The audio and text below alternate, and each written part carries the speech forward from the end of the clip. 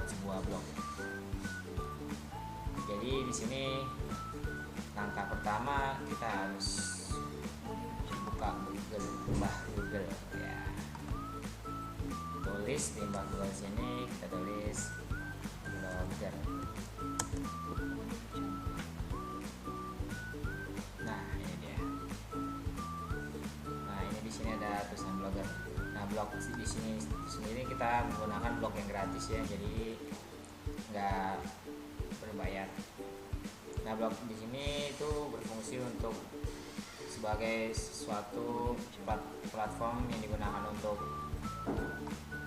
ngepost artikel-artikel yang bermanfaat untuk orang lain.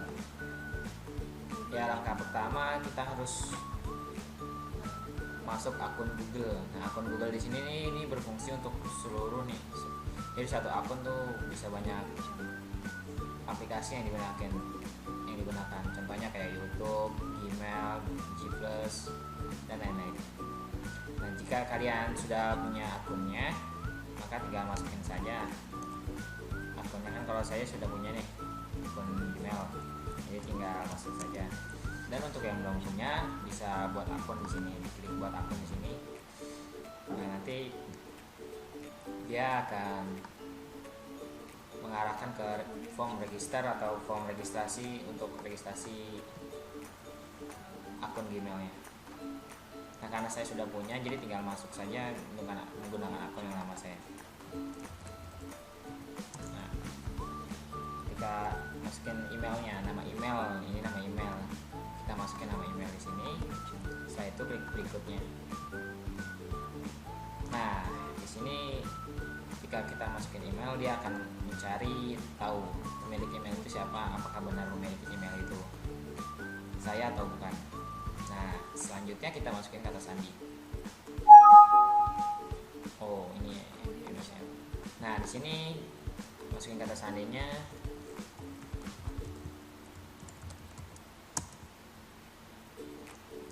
Nah, setelah masuk kata sandi, kita akan menuju halaman dashboard atau halaman home dari blogger tersebut. Nah, di sini ada berbagai menu-menu ya, di antara lain menu pengaturan blognya, menu bisa ganti bahasa blognya di sini. Contohnya kan saya bahasa Indonesia, jadi bisa diganti juga bahasa Inggris. Contohnya Inggris, kita cari bahasa Inggris.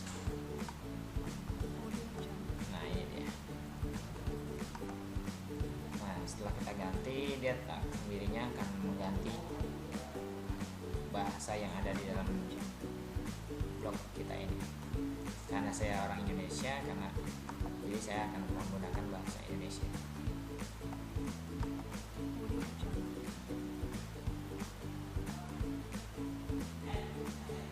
Nah, jika kalian ingin membuat sebuah blog baru, maka klik blog baru di sini. Karena saya sudah mempunyai blog baru di sini. Nah, tampilan di sini tuh menandakan bahwa saya sudah punya 2 blog yang saya buat selama ini. Nah, blog yang pertama dengan nama address blog, dan blog yang kedua dengan nama Sarah Ansof. Selanjutnya, jika kalian ingin membuat blog baru, maka klik tombol blog baru di sini. Kita klik. Nah, selanjutnya kita akan diminta untuk memasukkan nama blog kita, antara lain judul, alamat, dan template yang diinginkan. Nah, sebelum kita membuat blog, baiknya kita memikirkan bagaimana dan tujuan kita untuk membuat blog itu. Antara lain yang harus dipikirkan sebelum kita membuat blog, tema blog tersebut yang kita membuat, temanya itu berhubungan dengan apa. Antara lain contohnya kayak tutorial, tips dan trik, dan lain-lain. Nah, selanjutnya itu konten. Nah, konten apa saja yang mau kita isi di dalam blog tersebut. Konten itu sangat berguna karena di dalam blog itu banyak terdapat konten-konten yang biasanya sih sering-sering, kalau blog yang lain itu sering copy paste. Jadi dia nggak bisa buat artikel sendiri, melainkan copy paste dari blog sebelah. Nah, sekarang saya contohkan, saya mengambil tema blog ini, contohnya tutorial PHP, contohnya tutorial PHP.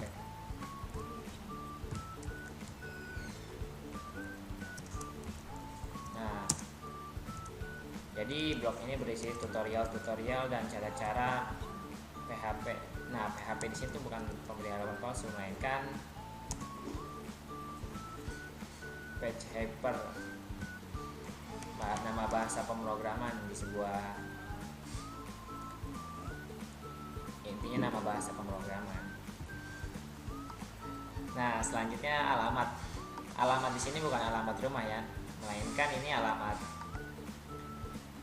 URL yang nantinya akan diakses oleh orang banyak untuk mengakses website atau blog kita yang kita buat nanti. Nah, di sini kita buat URL atau alamat blognya tutorial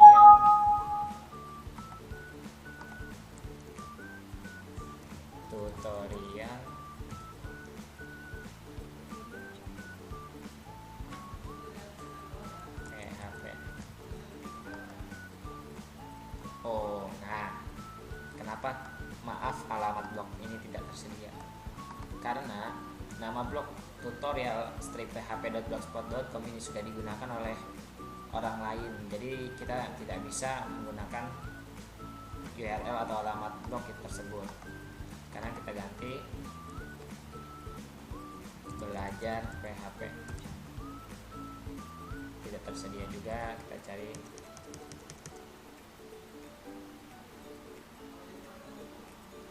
tutorial apa ya ini, tutorial bahasa PHP. Nah, tutorial bahasa PHP. Nah, di sini tuh kita buat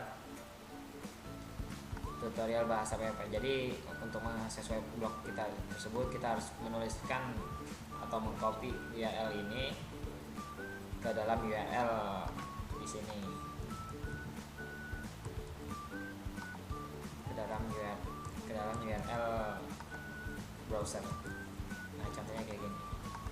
Kita klik.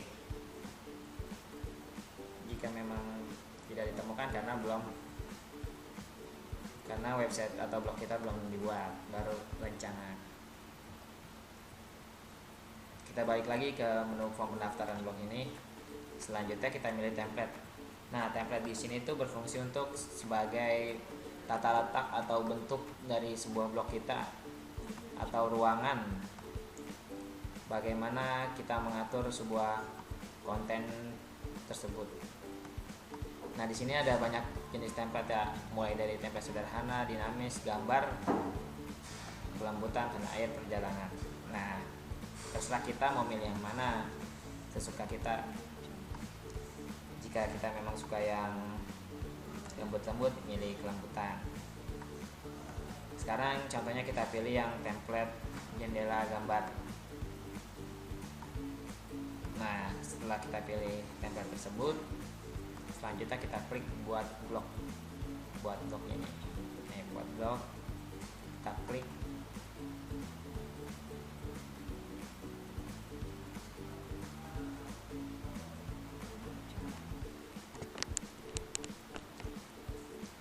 Oke, kita setelah blog sudah berhasil terbuat, kita akan masuk ke dalam dashboard.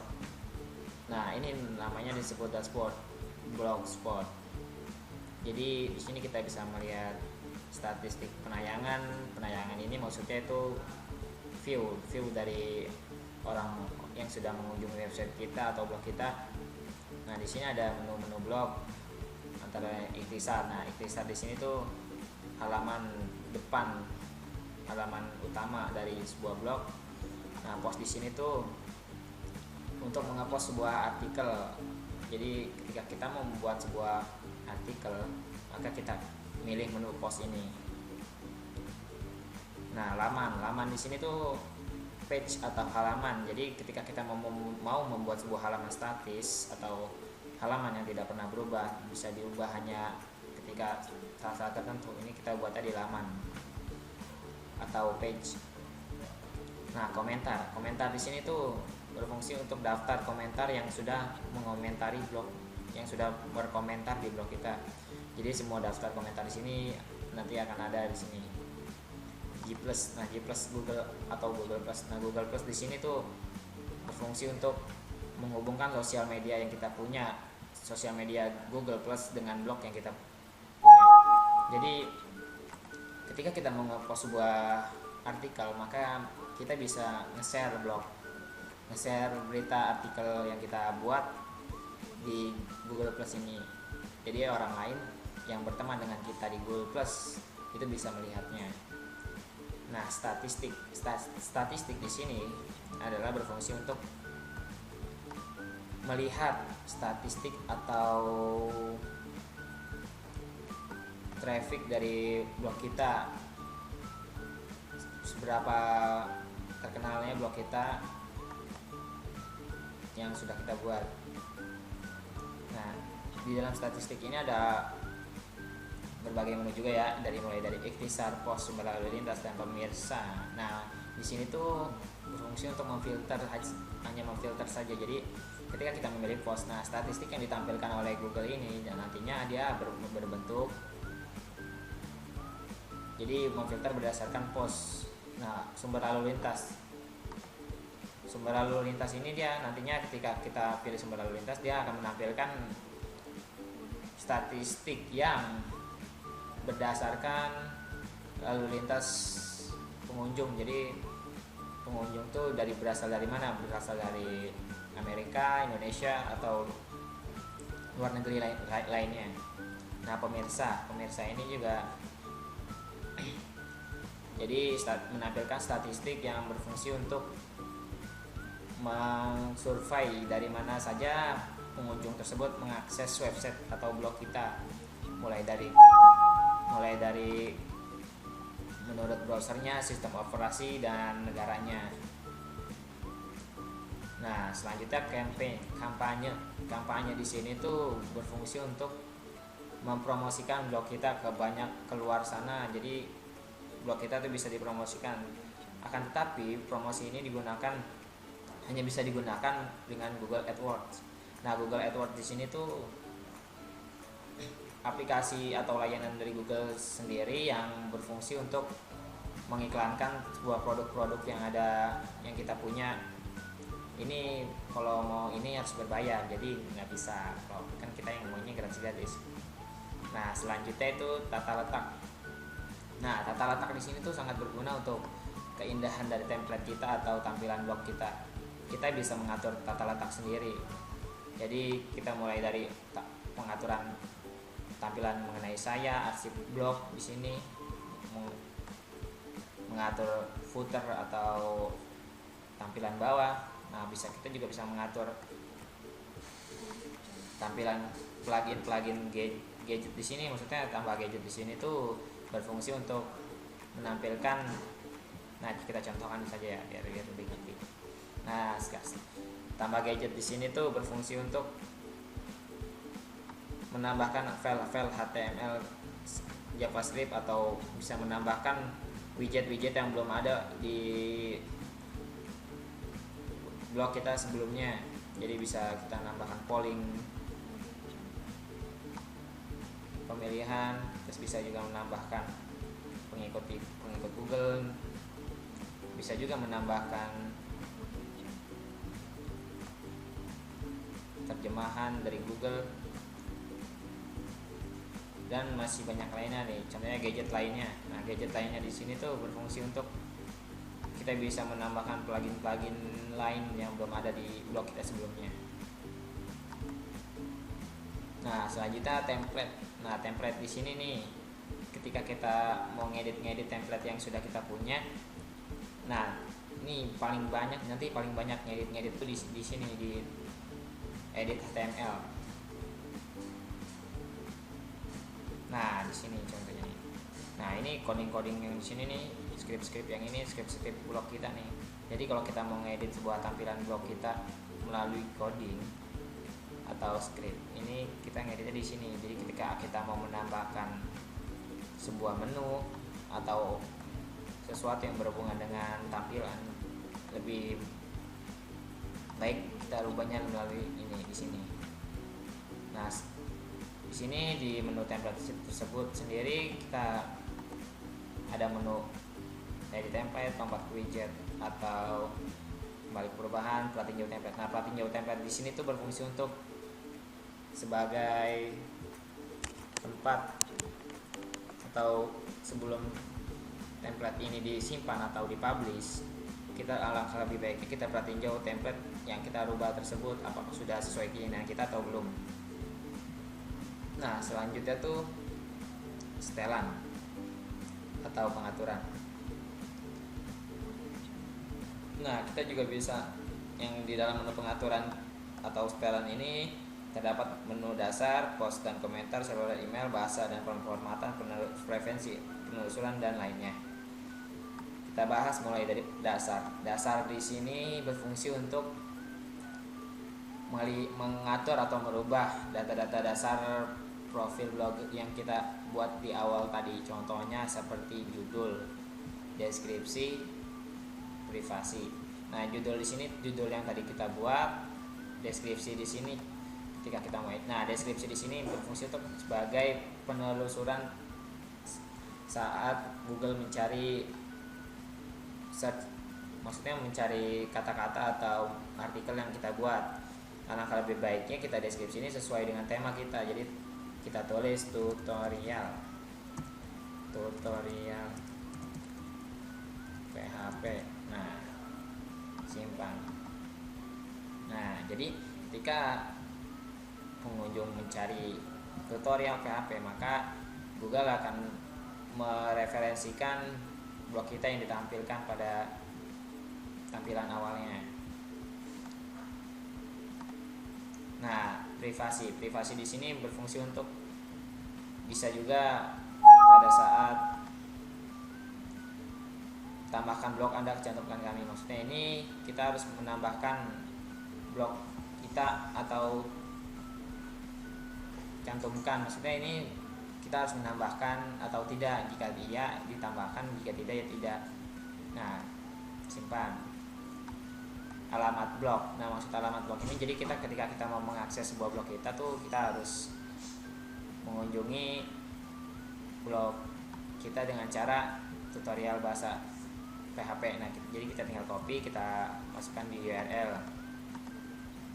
Nah, contohnya kayak gini. Ketika kita tadi kan sebelumnya ketika blog tersebut belum dibuat, maka kita tidak bisa mengakses. Nah, ketika saat ini kita sudah buat, maka kita bisa mengakses. Nah, ini dia tampilan blog awal kita. Jadi ini tampilan yang sudah kita buat. Jadi selanjutnya mengapa tidak ada entry? Karena kita belum membuat sebuah post dan komentar. Selanjutnya penjelasan post dan komentar. Nah, kita langsung saja ke cara membuat postingan pada blog. Nah, di sini ada entry baru.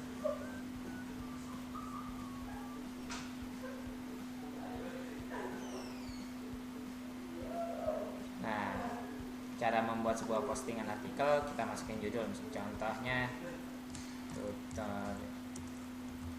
tutorial PHP 1. Nah, ini judul di sini seharusnya kita bold biar lebih bagus.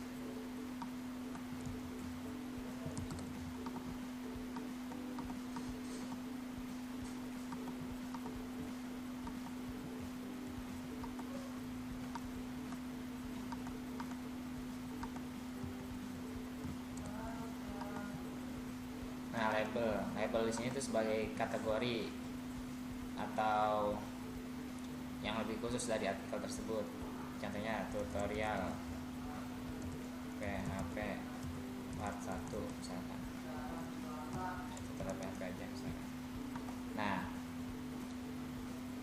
ini tempat ini adalah tempat dimana untuk kita mengisi konten artikel itu. Contohnya tutorial PHP 1 double 1.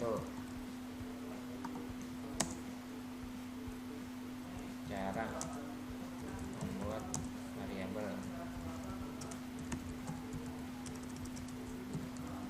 Dua,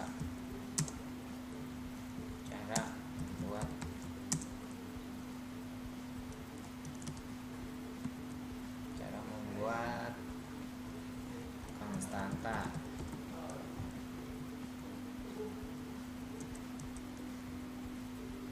Dan lain-lain.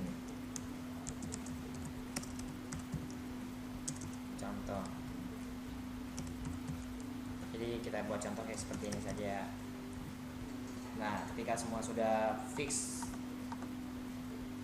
kita simpan dan kita publikasikan agar blog artikel yang kita post ini terlihat. Nah, di sini adalah karena kita sudah mengkoneksikan Google Plus dengan blog kita, maka dia ketika kita nge-post artikel, maka dia akan Google Plus itu meminta apakah Anda ingin membagikan artikel ini ke Google Plus atau tidak. Jika iya, kita komen sedikit komen dan